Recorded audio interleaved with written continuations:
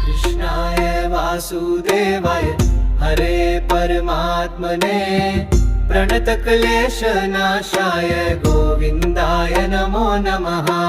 वल्लभप्रियनाथाय बाललीलाविहारिणे सेवकानुग्रहायाथ नमः श्रीनन्दनन्दने। नन्दगृहागतं पुण्यं बालरूपं मनोहरम् स्निग्धनीलं पीताम्बरं वन्दे श्रीपुष्टिवल्लभम्। श्रीवल्लभेन यः प्राप्य सेवाया मार्गदर्शकः स्वयमेव हि पूर्णसः पूज्या सर्वदेहिनां।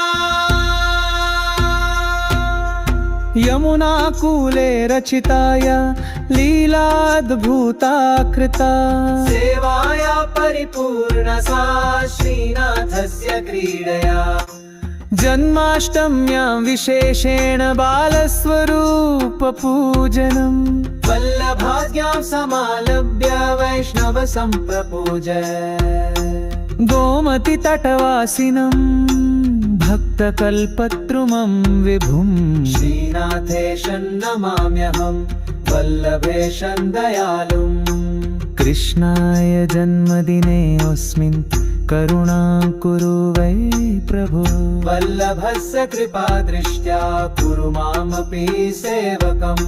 कृष्णाय वासुदेवाय हरे परमात्मने प्रणतक्लेशनाशाय गोविन्दाय नमो नमः।